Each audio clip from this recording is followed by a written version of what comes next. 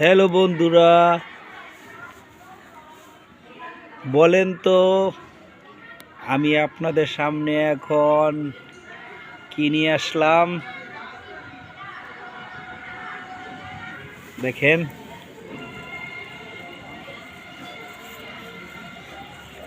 এটার নাম কি?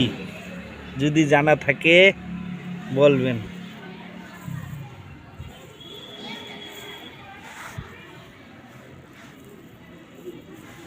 দেখছেন, অনেক হয়েছে। তবে একটু কিছু বলে দেই, ধারণা দিয়ে দেই।